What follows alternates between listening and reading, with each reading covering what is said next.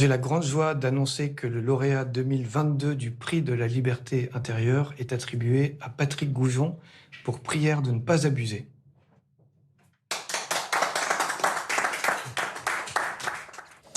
Bravo à vous, Patrick Goujon. Merci. Merci d'être avec nous. Bonjour à tous, je suis vraiment très heureux ce matin de vous accueillir sur le plateau du Jour du Seigneur pour vous présenter le lauréat Patrick Goujon de ce 5e prix littéraire de la liberté intérieure, prix du Jour du Seigneur en partenariat avec la Procure, Ouest France et RCF. Mais d'abord, j'aimerais saluer toutes celles et tous ceux qui marchent ou qui essaient de marcher sur ce chemin de la liberté intérieure, le chemin d'une vie. Et j'ai une pensée particulière pour de très belles personnes rencontrées cet été sur le chemin de Compostelle. Ils et elles se reconnaîtront. Patrick Goujon, c'est vraiment un plaisir de vous recevoir sur ce plateau. Vous étiez déjà venu sur ce plateau du Jour du Seigneur. La dernière fois, c'était dans un tout autre contexte, mais pour présenter également ce livre, Prière de ne pas abuser, aux éditions du Seuil, un livre qui est un petit format mince, mais c'est un grand livre, je vous assure. Il faut vraiment le lire. Peut-être qu'on peut rappeler l'histoire de ce livre, vous raconter comment vous sortez d'un déni, comment vous vous rendez compte des dizaines d'années après que vous avez été abusé par un prêtre enfant. Je précise que vous êtes vous-même prêtre et jésuite. Peut-être une réaction, ce prix de la liberté intérieure, comment vous le recevez, comment vous l'accueillez? Bon, avec gratitude, David, ce prix, gratitude qui me vient aussi d'abord des lecteurs et des lectrices. Voilà, beaucoup m'ont écrit, donc j'ai beaucoup d'échos. Donc voilà, de la gratitude pour cette oreille qui m'a été prêtée, tendue pour ce livre. De l'étonnement aussi, parce que c'est un livre qui vient de loin. Voilà, jamais j'avais imaginé, en commençant à écrire, pour moi, d'abord que ça deviendrait un livre, et puis que ce livre recevrait un prix de la liberté intérieure, sur laquelle liberté qu'on n'a jamais fini de trouver. Parce que c'est vrai que vous empruntez des chemins sombres pour trouver cette liberté intérieure. Le chemin est grave, mais on peut prendre n'importe quelle page dans ce livre. Franchement, ça c'est aussi une des grandes qualités littéraires de cet ouvrage. Chaque phrase est bien sentie, équilibrée. Il y a un rythme, une musique dans chaque phrase. Par exemple, les abus tuent, ils détruisent à petit feu. Je n'ai pas le pouvoir de recréer en moi ce qui a été ruiné. Je peux vivre, cela n'a pas de prix. Y a-t-il plus grande joie? Tout est très très beau. Vraiment, je peux prendre n'importe quelle phrase. Ça marche ainsi. Est-ce que vous avez le sentiment d'être devenu écrivain, puisque vous n'étiez pas écrivain à l'origine? Non, je suis un écrivain. Voilà, j'écris beaucoup. Je suis universitaire. J'écris des articles. J'avais écrit des livres universitaires auparavant. Là, il y avait une nécessité pour moi d'écrire autrement, d'écrire justement, de manière juste, au sens musical du terme. C'est-à-dire que de me tenir au plus près de ce qui était en train de me guider pour sortir de la nuit, pour sortir des douleurs. Et voilà, ce que je recevais était d'une telle précision que, pour moi, je me suis dit, mais il faut le recueillir, quoi. Il y a un trésor qui m'est donné pour me guider. Ça va tellement vite, parce que vraiment, les choses allaient intérieurement très, très vite. Et donc, j'ai pris ce soin d'écouter au plus juste et d'essayer de retranscrire, d'inventer dans le langage commun. Oui, c'est pas par goût de l'esthétisme, c'est non. parce que vraiment, il y a une justesse intérieure qui ressort dans ce livre. Oui. Il y a un travail auquel je me suis souvent livré dans ce livre, qui était de simplement réouvrir un dictionnaire. C'est vraiment c'est par conviction que le langage commun nous donne les moyens de nous retrouver.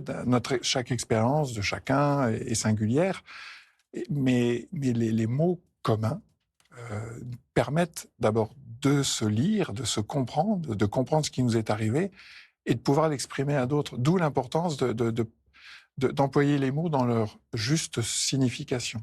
Par exemple, il y a le mot déni, parce que c'est l'histoire d'une sortie d'un déni, votre livre. Le mot déni, alors ça c'est très intéressant. C'est vrai que même si on n'a pas vécu d'abus, si on ne connaît pas le déni, on apprend des choses, ça nous parle. Regardez par exemple, le déni n'oublie pas, il conserve. La souffrance ne disparaît pas, elle n'a pas où aller, elle se tapit, elle se terre. Le déni travaille, il fait grincer le corps entier. Il y a vraiment une musique dans cette phrase, on imagine très bien ce qui vous est arrivé en fait. Oui, c'était important pour moi et c'est à l'origine de la décision de publier ce livre. en fait, j'entendais beaucoup de gens qui disaient, c'était de ça il y a 5-6 ans, oui, mais qu'est-ce que c'est que toutes ces victimes qui se réveillent 30 ans, 35 ans après, ces vieilles histoires, faut tourner la page, passer à autre chose. Et je me suis dit, mais en fait, on n'imagine pas, et moi le premier, avant de reconnaître ce qui m'était arrivé, on n'imagine pas ce que des victimes, d'agressions sexuelles en particulier, mais sans doute plus largement, vivent intérieurement, que rien souvent ne transparaît, que les victimes elles-mêmes ne sont pas conscientes de ce qui se joue en elles. Et donc c'est ça que j'ai voulu écrire, c'est-à-dire attendez, voilà. Ce livre, c'est juste dire attendez, laissez-moi un peu vous dire. Voilà. C'est d'entrouvrir une porte et sur effectivement ce déni qui n'est pas de l'oubli, contrairement à ce qu'on pourrait croire vite fait. On peut confondre les deux. On peut confondre les deux, ça y ressemble. Sauf que le déni, il travaille, il continue de travailler, et travailler, c'est corrosif comme travail. Il atomise. Il atomise. Ma parole s'est extirpée de mes muscles endoloris. Elle m'a fait prendre corps et choisir la liberté. Ce livre, c'est ça, hein, c'est votre chemin de liberté. Oui, c'est mon chemin de liberté. C'est un cadeau que j'ai reçu, je crois, par la spiritualité ignatienne, des exercices spirituels. Je rappelle que vous êtes jésuite. Je suis jésuite. Avant même d'être jésuite, j'ai fait des exercices spirituels. Et progressivement, et ça prend le temps d'une vie, hein, la liberté, mais ce qu'Ignace nous apprend à faire, c'est d'exprimer, justement, donc de choisir les mots, de son désir. Et vous savez, notre désir, il est constamment, entre nous et notre propre désir le plus intérieur, il y a beaucoup de brouillard. Et au fond, c'est un travail de clarification. L'expression, c'est un travail de clarification. Moi, il se trouve qu'en même temps que les exercices spirituels, il y a eu une autre école très importante pour moi. J'ai fait des études de littérature, j'ai fait des études de chant également. Et la manière d'apprendre à sculpter le son, de rendre des textes de Verlaine, dans les mélodies de Fauré, ou cette tradition française de la mélodie française, eh bien, on apprend à s'approprier, à incorporer. C'est le corps qui façonne la parole. Évidemment, l'intelligence, l'esprit, mais la parole vraie, la parole juste, la parole vivante, elle vient du corps. Mais cette parole, du coup, on la trouve en traversant ce brouillard, on n'a pas le choix. On n'a pas le choix. Le brouillard, certains matins, se déchire, mais on a besoin d'ajuster sa vue et puis de demander de l'aide. C'est pas tout seul. Moi, j'ai bénéficié d'abord de la vie ordinaire, c'est-à-dire des amis qui vous aident à y voir clair, et puis y compris des résistances, parfois des obstacles. On se heurte et on comprend que ce que l'on éprouve, ce que l'on comprend de soi n'est pas juste. Mais et puis voilà, c'est parce que d'autres ont pris soin de moi, ce que je raconte vraiment dans ce livre, que moi j'ai pu accéder à mon histoire autrement, prendre soin de moi, et puis surtout recevoir de tant d'autres, ma psychologue, mais aussi des lectures que j'ai faites, de ma formation philosophique, théologique, spirituelle. On fait feu de tout bois, si j'ose dire. Tout peut nourrir. Et aujourd'hui, vous vous sentez mieux, apaisé, ah oui, serein, enfin. Grâce à une juge d'instruction et un juge d'instruction à Verdun, parce qu'il y a eu une institution, la justice, qui a entendu la plainte que j'ai déposée, et même s'il y avait prescription, le procureur d'abord, a décidé d'ouvrir une enquête. Et au bout de 4 ans, ça a pris 4 ans, moi j'ai pu entendre de la bouche de la juge d'instruction les aveux du prêtre qui m'a agressé et de reconstituer l'itinéraire de cet homme protégé par l'Église et aujourd'hui, j'allais dire presque abandonné, parce que personne n'a pris soin de lui non plus dans cette Église. Il est dans un EHPAD, mais on ne l'a pas soigné alors que tout le monde savait. En tout cas, votre chemin intérieur est très très beau dans ce livre. Votre écriture, votre sincérité et cette lumière intérieure, voilà quelques critères qui ont retenu l'attention du jury. Regardez comment chacune et chacun dans ce jury du 5e prix de la liberté intérieure ont retenu ce qu'il fallait retenir de votre livre. Regardez.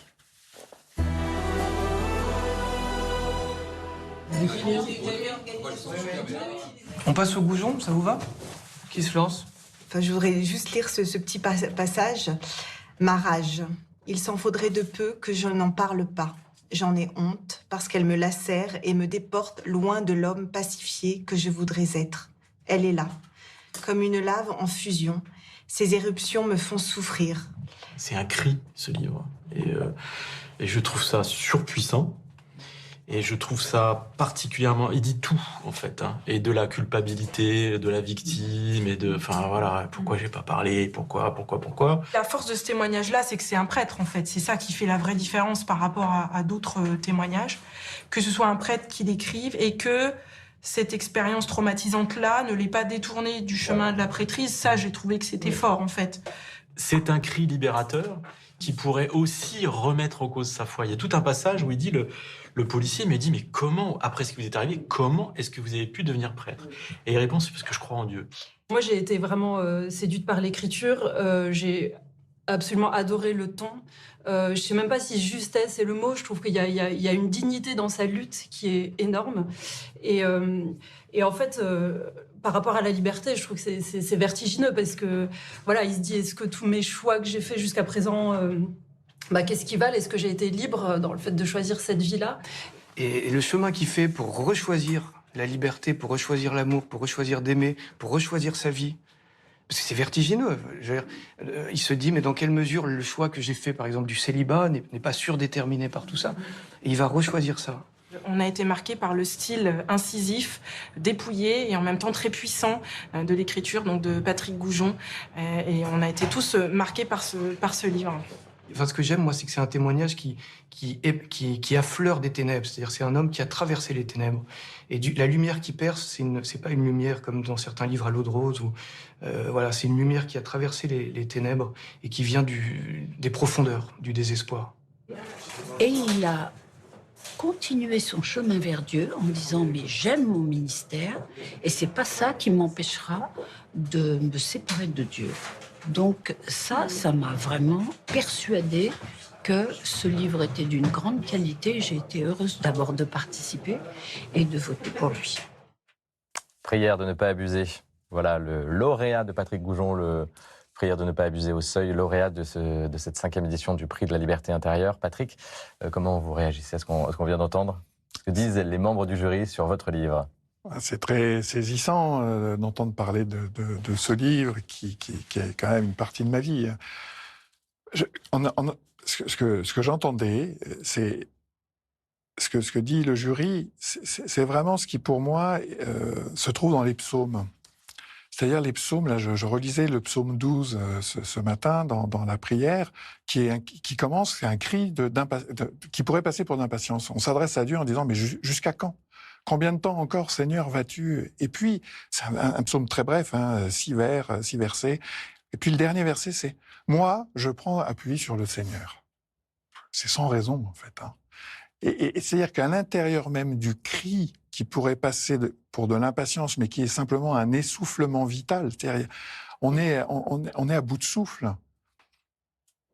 Il nous est donné, ça c'est la foi, que ce cri ne détourne pas de Dieu, mais que ce cri nous permette de nouveau de nous adresser à Dieu. Et je trouve que voilà, le jury a entendu ça, qui est pour moi la matrice de ma vie, quoi. Ce qui est dans les psaumes, qui est à la fois confiance, louange et supplication. Et on ne peut pas perdre de vue la plainte. Nous sommes mis à l'épreuve de l'inaction de Dieu. Je crois qu'elle est la face obscure de son attention. On aimerait tellement un Dieu héros de bande dessinée qui arrive, qui tomberait des cieux et qui viendrait comme ça, parce que je l'ai appelé SOS 35. Non, c'est Dieu, il n'a pas d'autre voie que l'humanité pour venir nous sauver. Une humanité joyeuse, heureuse, solidaire, mais aussi une humanité souffrante. Et ce Dieu-là, qui semble parfois ne pas agir, c'est un Dieu qui prend le temps de l'écoute. Vous savez, il n'y a rien de pire que les gens qui pensent vous rendre service, et il n'y a pas à les accuser de quoi que ce soit, mais qui n'ont pas entendu ce que vous êtes en train de leur dire. Donc Dieu, il prend ce temps de l'écoute. Il prend le risque de nous voir souffrir, non pas parce qu'il se réjouirait qu'on souffre, mais parce qu'il faut parfois aller au bout de ce qui est à souffrir pour découvrir la vérité. Ah, c'est ça. Alors ça, c'est très important. C'est ce que dit Charles Wright aussi, le président du jury. Parce que vous parlez d'amour dans ce livre aussi. Oui. Qu'est-ce que vous êtes allé chercher fondamentalement à travers cet ouvrage, en vous? Qu'il était tout aussi vrai que une bonne partie de moi a été détruite par ces agressions répétées, et qu'en même temps, en réalité, ça ne comptait pas. Parce que la vie, qui peut être blessée et moi, douloureuse, j'ai la chance de ne plus trop souffrir de tout cela aujourd'hui. D'autres personnes en souffrent beaucoup plus. Mais la vie que Dieu donne, la vie tout court, la vie, elle est toujours plus grande. Je corrige tout de suite parce que j'ai une de mes proches qui est morte pour avoir été agressée par son père. Elle en est morte. Et le jour où elle est morte, un ami m'a dit, elle avait le goût de vivre, mais elle ne pouvait plus le mettre en œuvre. Et je crois que son extrême dignité jusqu'à la fin, y compris dans des situations qui l'ont vraiment brisée, son extrême dignité et son désir d'entrer en relation avec les gens était resté vivant. Alors là, vous touchez un point aussi, je trouve, très important sur ce livre, parce qu'il y a une pulsion de vie aussi dans ce livre, hein, ce goût de vivre, comme vous dites très bien de votre ami. Est-ce que vous pensez que d'autres personnes qui ont vécu des abus, mais sexuels ou d'autres types d'abus, ou des difficultés de la vie, tout simplement, des grands désespoirs, peuvent aussi se retrouver dans ce livre, ou quelque part les aider à se frayer un chemin dans ce brouillard, dans les ténèbres? C'est ce que j'ai découvert au courrier des lecteurs, comme on dit, c'est-à-dire des gens des gens que j'ai rencontrés, me disant j'ai pas subi d'abus sexuels, pas d'agression sexuelle, mais les coups que chacun prend dans la vie, bien dit, votre livre m'a aidé ou m'aide à trouver un chemin. Beaucoup de gens parlent de fraternité, c'est-à-dire ils se sont trouvés un frère à travers ce livre.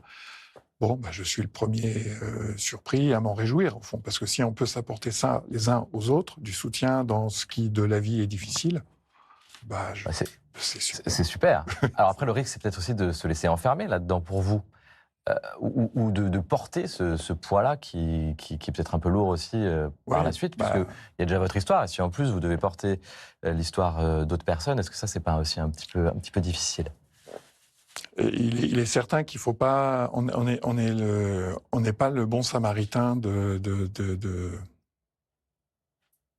tous.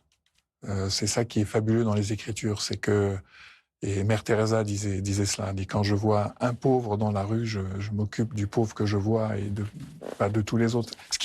Et pour pouvoir dire cette phrase-là sans cynisme, ça veut dire qu'il faut croire aux institutions, c'est-à-dire croire qu'il y a des institutions qui, dans la société, font ce travail, la justice, l'hôpital, et j'espère aussi l'Église, et l'Église le fait, mais la mise à nu des défaillances ecclésiales a montré qu'il y avait une nécessaire réforme et transformation de l'Église. Et vous participez à cette réforme par ce livre, notamment puisque les mots restent. J'aimerais qu'on voit encore un extrait de votre livre qui va parler à beaucoup de monde. Je n'ai pas eu d'autre choix que de me faire confiance alors même que cela était impossible. J'ai découvert que je pouvais franchir des gués parce que la liberté m'appelait. C'est ça notre prix de la liberté intérieure. Vous avez vraiment ressenti ça? La liberté vous appelait? Ah oui, mais dès l'enfance en fait, parce que je me suis enfermé, protégé, il fallait, voilà, et c'est des attitudes réflexes.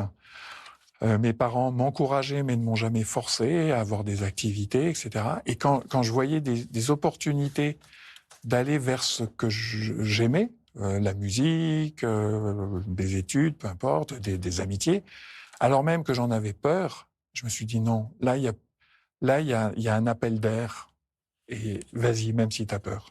Alors quel conseil vous pourriez donner à celui qui n'ose pas aller vers cette liberté-là, pour franchir le gué? Vas-y, même si tu as peur. Vraiment. Vraiment. Parce que la vie ne fera jamais plus de mal que de se laisser enfermer dans la peur. On va poursuivre Patrick Goujon, en allant à Strasbourg maintenant, à la rencontre de Nicole. Nicole qui aide les enfants à avoir le goût de lire. C'est important justement pour y aller, ne pas avoir peur. Elle fait partie de l'association créée par le très sympathique écrivain Alexandre Jardin. Regardez, Nicole, ça pourrait être vous.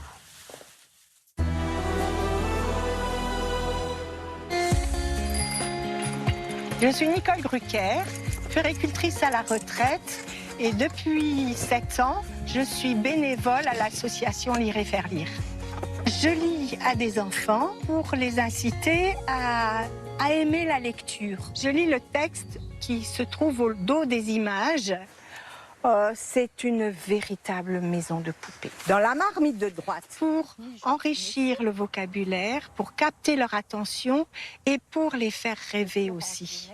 Les enfants vont finir par comprendre qu'ils pourront par la suite susciter pour eux-mêmes ce plaisir d'imagination que procure le texte écrit quand on le lit soi-même.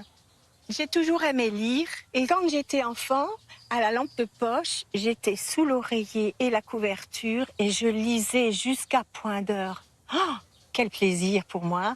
Et je voudrais partager ce plaisir, que les enfants retrouvent eux-mêmes ce plaisir de lecture un peu caché. Tu le connais aussi? Alors, il faut trouver quelqu'un. Il y a des enfants qui, à la suite de ma lecture, ont envie de prendre des albums, les regarder et se retournent vers leur famille, vers leurs parents, pour qu'eux-mêmes leur lisent des livres. Ça, c'est vraiment pour moi un grand enrichissement de voir que les enfants ont envie de relire. À l'heure du smartphone, je souhaite que la lecture leur apporte le développement de leur imaginaire, de leur capacité de réflexion personnelle et leur permettre de grandir sereinement. C'est génial parce que quand on entend parler Nicole, on a l'impression qu'elle redevient elle-même enfant. Oui, exactement. Oui, mais moi j'avais envie de feuilleter des albums. Là. Je veux dire, on devrait écrire des livres-albums, les adultes, pour les adultes. C'est pas faux, c'est une bonne idée. Ouais. On en parlait un peu au début de l'entretien, mais est-ce que vous avez le sentiment aujourd'hui d'être devenu écrivain ? Parce que vous avez l'habitude d'écrire en effet des sujets sur des sujets scientifiques, universitaires, mais est-ce que là, vous avez le sentiment aujourd'hui, moi, Patrick Goujon, je suis écrivain ? On me le dit. J'ai envie de continuer à écrire. Oui. Et à écrire autrement que des livres universitaires. Alors, vous pourriez aller sur quoi ? Je rêve depuis des années et des années d'écrire des portraits de personnes que j'ai rencontrées, alors en les rendant sans doute fictifs pour garder la discrétion sur les personnes rencontrées et aimées. Mais là, c'est un tel trésor et qui passe dans des choses si délicate, je trouve que là, il y aurait quelque chose à partager du trésor qui m'est donné. Ce livre, c'est une nouvelle étape pour vous, j'ai l'impression, comme une nouvelle naissance à vous-même, quelque part. Ah bah complètement, oui.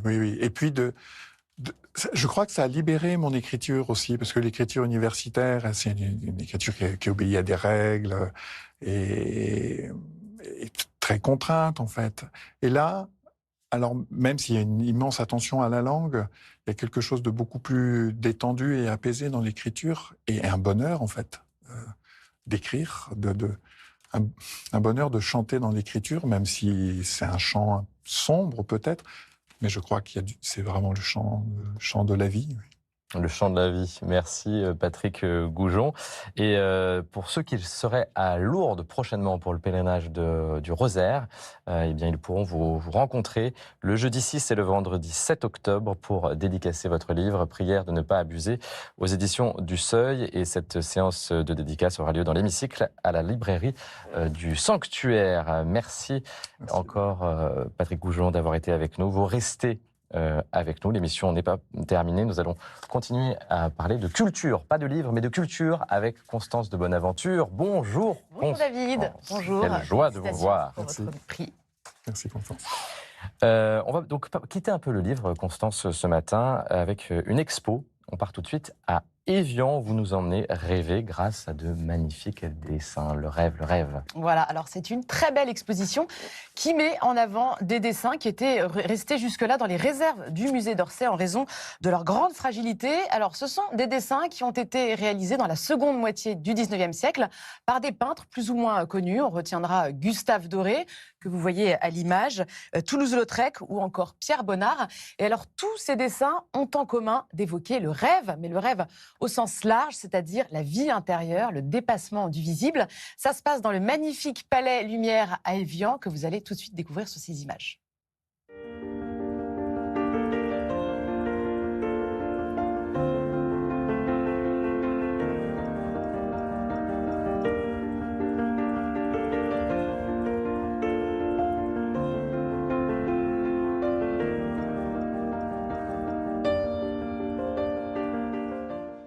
Alors, vous l'avez vu, il y a vraiment une grande variété des types de dessins. Il y a de la pastel, aquarelle, fusain, etc. Et toutes ces œuvres, finalement, eh bien, elles nous invitent au voyage, un voyage vers l'imaginaire. Moi, j'ai eu un gros coup de cœur pour ce dessin que vous voyez, qui représente le lac Léman avec ses couleurs qui, je trouve, suggèrent le rêve et la douceur. Voilà, les arpenteurs de rêve, dessin du musée d'Orsay. C'est donc à Évian jusqu'au 1er novembre. Et cette exposition sera ensuite présentée à Quimper à partir du 15 décembre jusqu'au 13 mars. Voilà une porte vers la liberté intérieure également. On poursuit avec une autre exposition historique, cette fois qui traite d'une question compliquée, l'attitude des églises pendant la Shoah. Exactement. L'exposition s'appelle « À la grâce de Dieu ». Catholiques, protestants, orthodoxes, pourquoi certains ont agi et d'autres sont restés silencieux sur le sort des Juifs? C'est vraiment à cette question que cette exposition nous invite à réfléchir. Je vous propose de regarder cette petite présentation en images.